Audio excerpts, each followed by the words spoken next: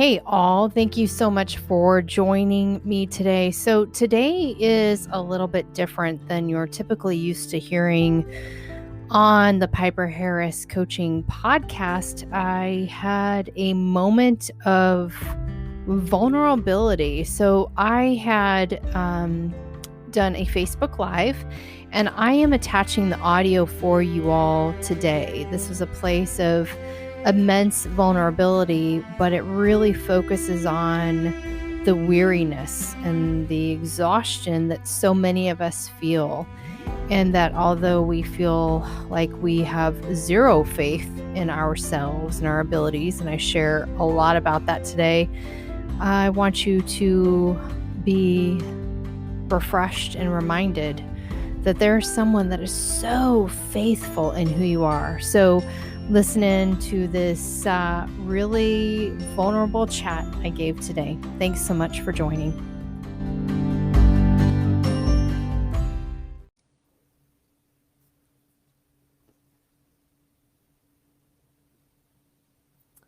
Hey, all.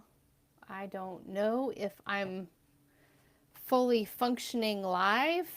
Fully functioning is probably a interesting thing to say. So I'm going to go to my page. Please excuse me while I do this to make sure everything's working.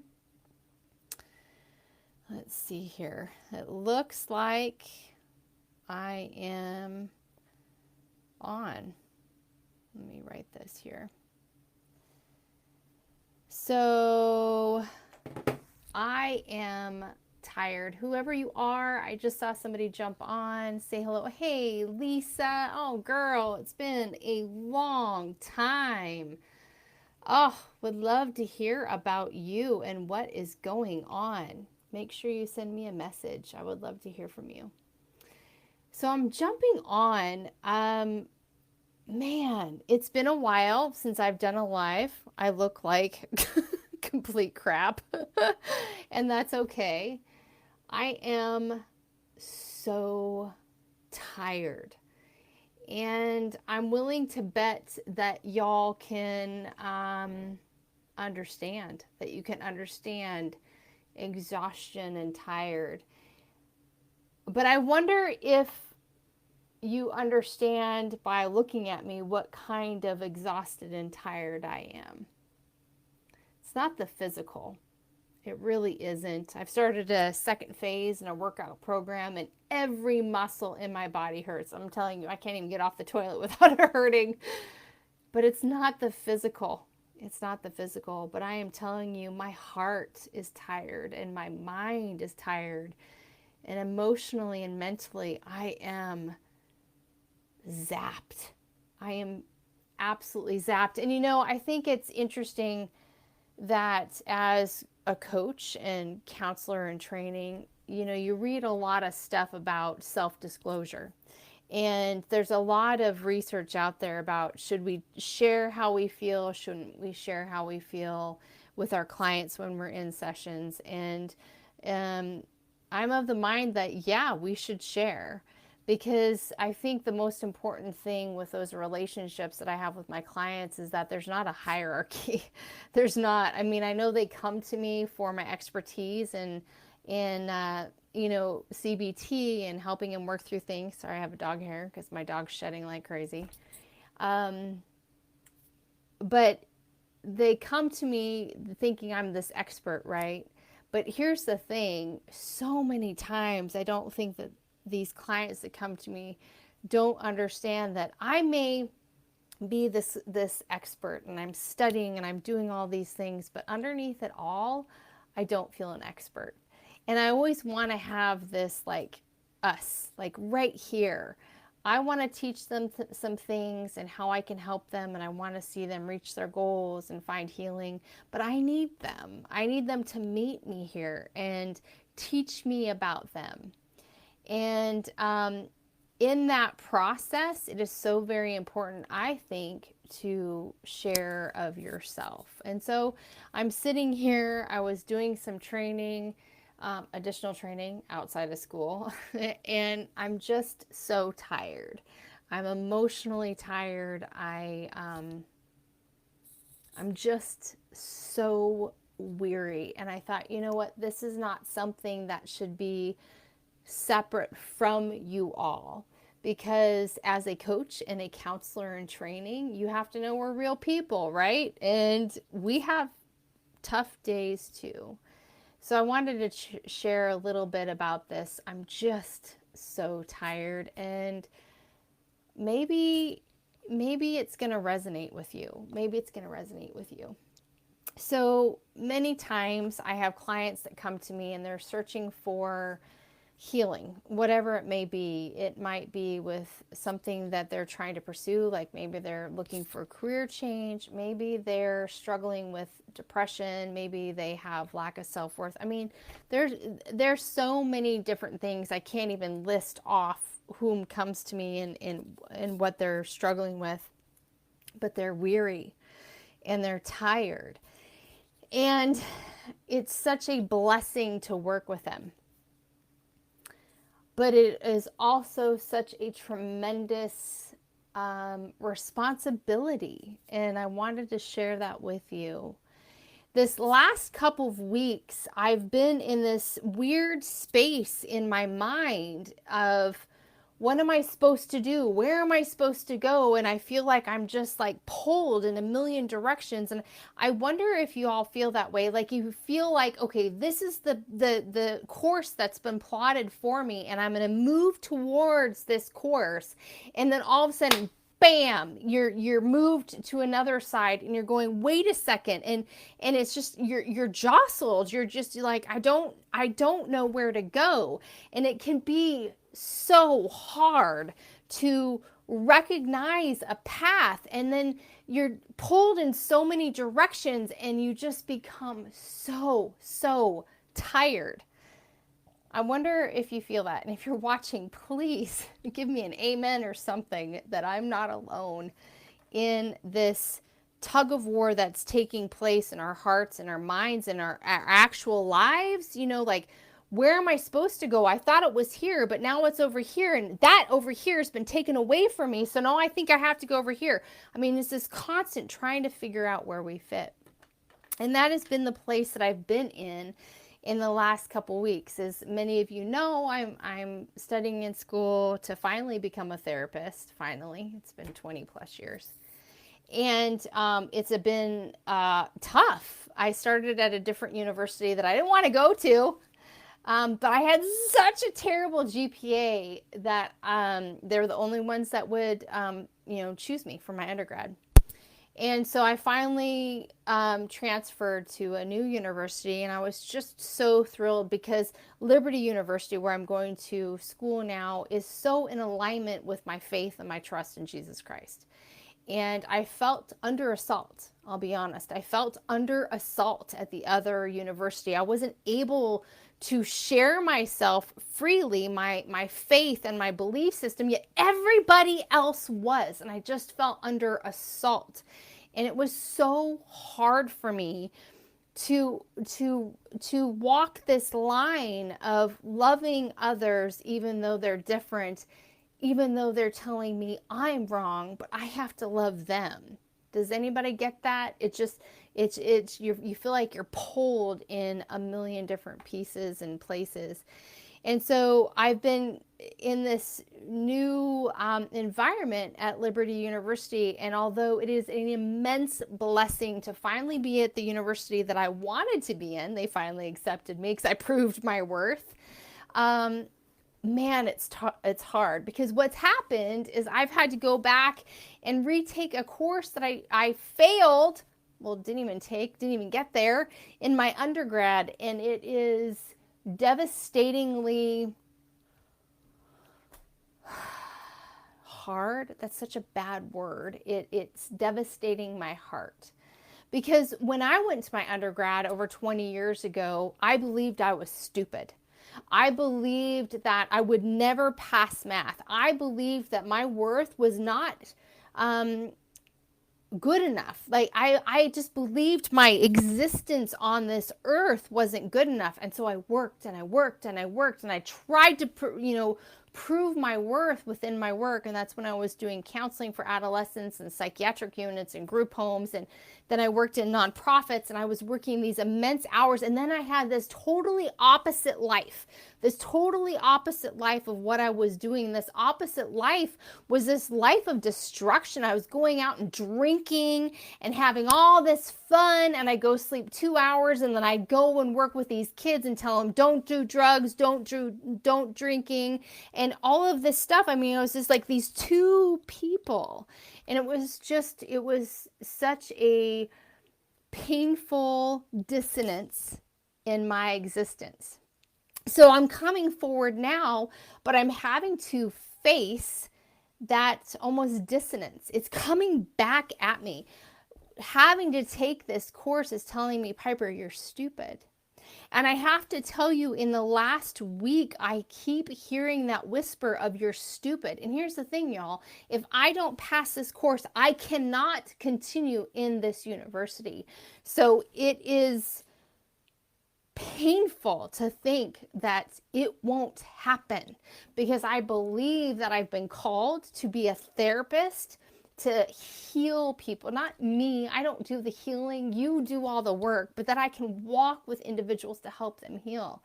And so I'm faced with this thing that I thought I overcame 20 years ago, and I'm faced with it again. And so this morning I got up and I knew I had to finish my homework for the week, and I knew I had a quiz. So I did the homework and I did the quiz. And I failed my first quiz. I mean, 24 out of 45 points. Embarrassing. And the feelings that it brought up, everything that I thought I had put behind me 20 years ago, that you suck, you're not worthy, you're not smart enough, you're crazy to think that this is what you're called to. All of that came up with me today, and I'm still fighting it. I'm still emotional. I'm trying not to be emotional with you all. But I am so tired of fighting that voice in my head that I am not good enough. I am not worthy of working with you. And then on top of it, it's just like God keeps giving me these situations where he wants to just pull me in directions where I'm like, I am not ready. I have clients asking me to do things that I have never done. I'm not trained in them. Why do they ask me? And so it's continuing this exhaustion that I'm feeling in my spirit, because I don't know what to do. I've got this crap with this course that I got a crappy grade. Yeah, I'm still carrying a B, but come on, y'all, I got a 53% today. And it brings back all that stuff. And then I have clients asking me to do things that I just feel so ill prepared. I'm weary. I am tired. And I wonder if you feel that. Like you feel like you're a failure, and at the same time you are asked to do things that you feel are beyond your capability. I know I'm not alone in this. I can't be. And that's why I had to share it. Because if we can't have honest conversations about the stuff that we're facing, I don't care if you're your coach or your therapist, you got to know I am real.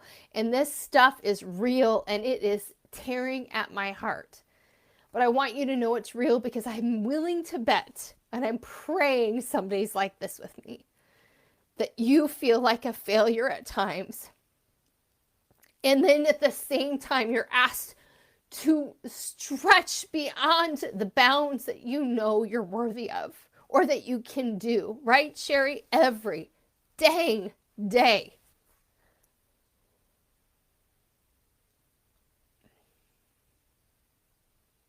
And I think I'm so upset because it matters. because I want to do good.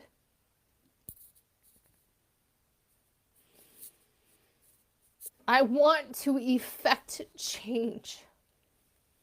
Y'all, our world is a hot mess. And I talk to my clients every day, and I pray over all of them. Present, past, future. I pray that just help me to teach them so they can survive and move forward, and they can bring their beautiful impact into the world. But then y'all have to understand, on the other side, I've got me, my personal. I feel like I'm a failure with a stupid freaking statistics course. I'm a wife and a mom, and how do you balance it? And here's the thing, I'm sharing this because I know you're feeling this as well. Because this is constant jockeying, and it's so exhausting. So this morning, I got up like I normally do every day, and get up early before my family wakes up, and I do my prayer time and my devotional time. And I'm in 2 Timothy right now. And so if you're not familiar with the Bible, you can Google this. You can look this up, but I'll read it to you. So I'm in 2 Timothy right now. And Paul, who is an apostle of Christ, is writing to Timothy, which is like his adoptive son. He just loves Timothy. And I can tell you, I have been discipled by someone. She's passed, and she meant the world to me. And I'm praying I'm doing the same for somebody right now. But Paul loved Timothy, and he's writing to Timothy from prison. He is in prison because he proclaimed that Jesus Christ died for our sins, raised from the dead, and he'll come back again. And this might not be something that you want to hear, and that's okay. You're totally free to turn this off. But this is important, and this is important for my heart, and I'm hoping it speaks to your heart. So Paul is talking to Timothy, and he's giving him guidance on his work as a missionary and telling people about Jesus. And Timothy is young. Timothy is very young. And you have to understand that Timothy and Paul were like best bros. Like Paul was the father figure. Timothy was the son, but they did everything together. And then Paul was captured and thrown into prison for his beliefs. And I have to ask you, how many times do you feel like you're in prison for your beliefs? Maybe it's not about Christ. Maybe you're not a Christian. But how many times do you feel like in your mind, like I've heard this a lot from clients, I know I shouldn't be spoken to this way, but I keep doing it. I know this doesn't feel right, but I'm still stuck in it. That's imprisonment. That's imprisonment. And Paul was imprisoned, and he knew he shouldn't be there.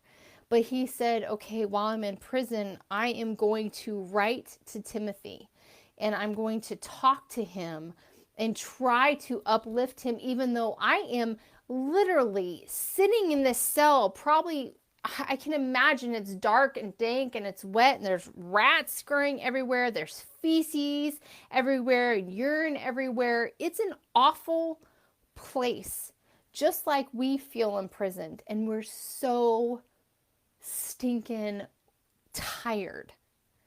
But Paul still said, I'm going to write to Timothy. I'm going to write to him because I know I'm weary, but maybe I can just give him something. And so this is what Timothy says. He said, you then, my son, and this is 2 Timothy chapter 2, be strong in the grace that is Jesus Christ.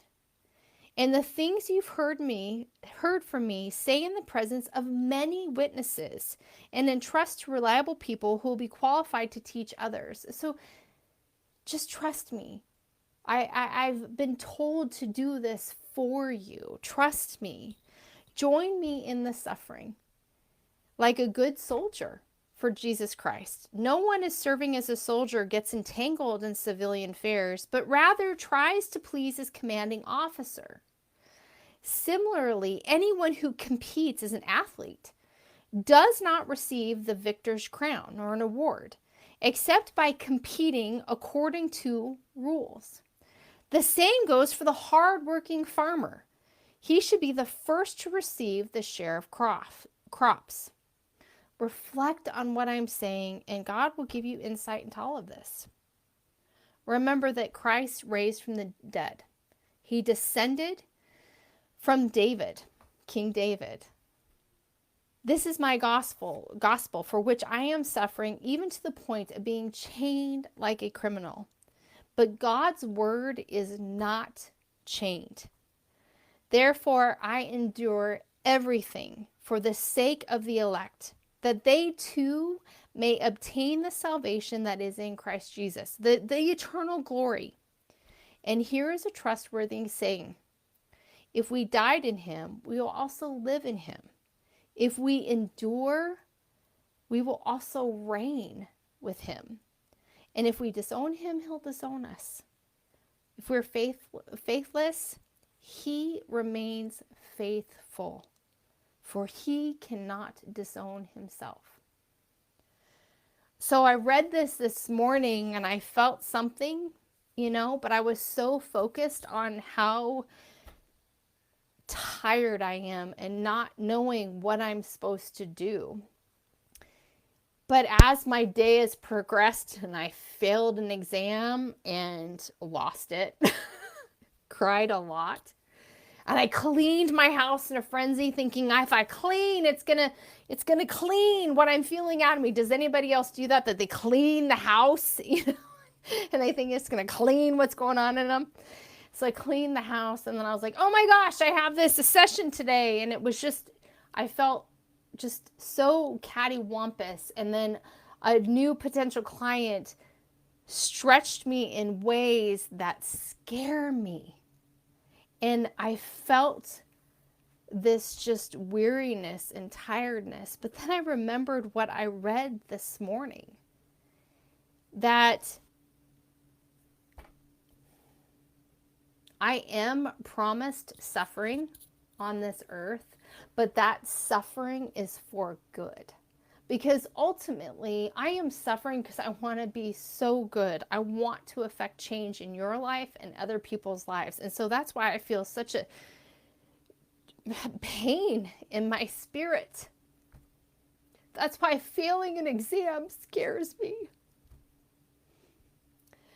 But that suffering is not just about you. It's because I was called to something greater in my life. And, as I thought about what Paul said to Timothy, that, you don't get wrapped up in civilian affairs, I think about, oh my gosh, what am I getting wrapped up in? What's the root of what I'm feeling? I'm getting wrapped up on all this superfluous stuff. I'm getting wrapped up on failing an exam and being asked to do things that I don't know if I'm ready to do.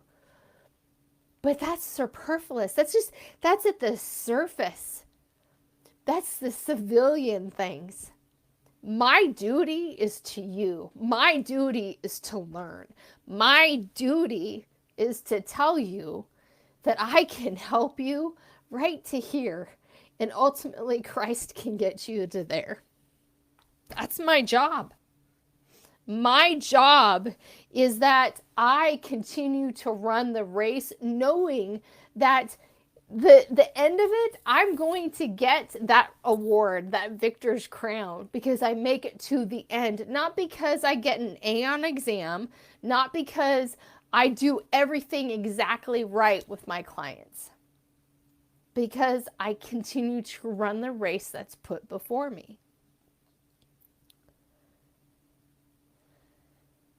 I wonder if so many of us feel like we are chained, we're imprisoned, just like Paul, that we're just so tired.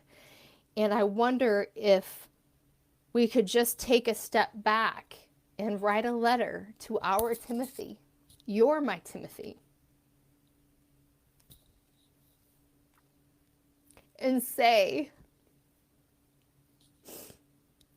I'm enduring for you. I'm enduring for what I know the future is to come. Even though these chains hurt, even though I don't understand, I'm enduring because I know you are going to continue on and do amazing and capable things. It's crazy. It's crazy to me that as someone that's studying psychology, and every therapeutic technique and method I can get my hands on, y'all, all I do is study. It's not just this stupid statistics class. I am studying everything I can to feed into my clients and to help them find the tools of healing. I study and I study and I study and I study. But when I read this today and I started thinking about it, is that even though I'm faithless in myself and I just sometimes get so freaking discouraged, He will never lose faith in me. And I'm wondering if you need to hear that too. I think we all need to hear that. You know, I have my husband and he's amazing. And I called him and I said, I just don't know. I just don't know what to do. I don't want to hurt people. I want to make sure I'm on the right track. I'm so confused and I feel like a failure. And he had these words and basically he said, you are so faithless, but He has faith in you. And I wonder if you need someone like that in your life. I know I need it. Not just from my husband. I get it from the Lord too. But gosh, it's nice to hear it from an audible voice, right? But faith is hard. But to have my husband, and I'm sorry, it's like snot crying, everything. I have my husband that says, hey, He's faithful and He's going to get you through. But He's that voice in my life. And I'm wondering if you're feeling so imprisoned and so very tired that you need to hear that I have faith in you. I have faith that you were put on this earth with a divine purpose. I believe, regardless of what you believe, that God created plans for you. He created plans for you in your life. And we just got to muck it out and figure it out. So although you may be faithless, He is faithful. And if you feel like you have no faith left in yourself, I'll pull up that faith for you.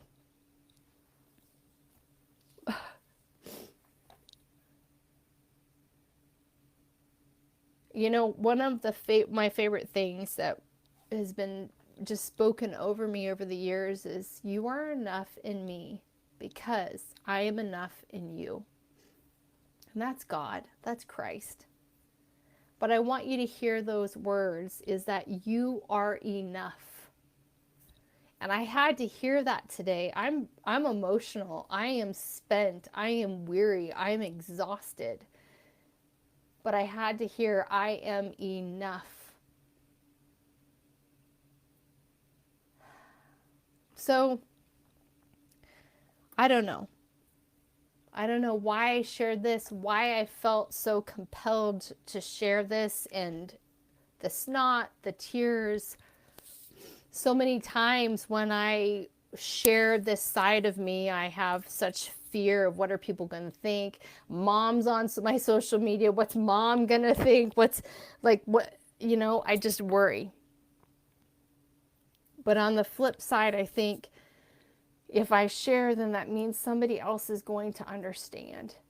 And they're going to understand that they're not alone in the exhaustion and the tiredness that so many of us are in the middle of right now.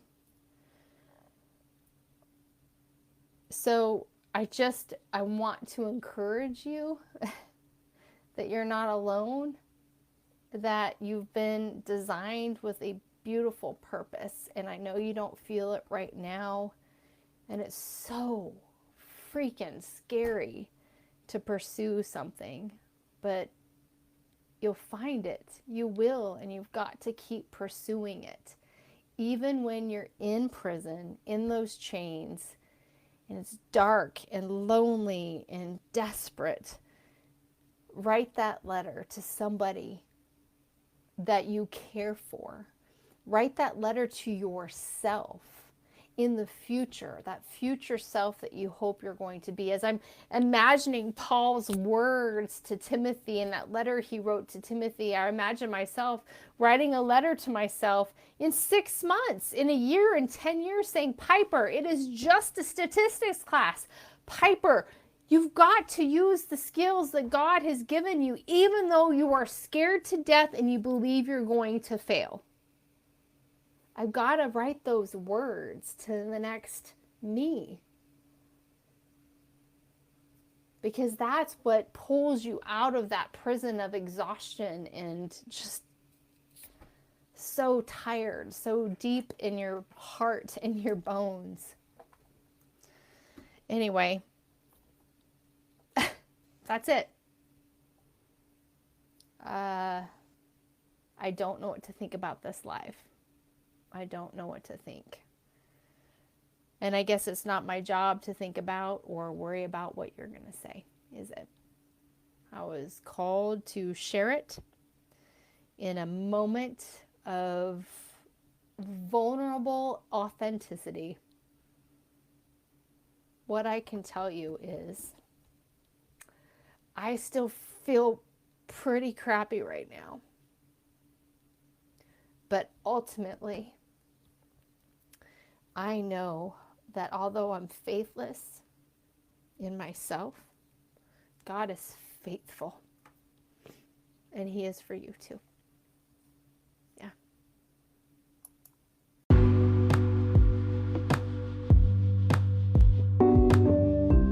Hey there, thank you for joining me today on the Piper Harris Coaching Podcast. If you enjoyed today's episode, please be sure to share it on your social media. Share it with your friends and your family.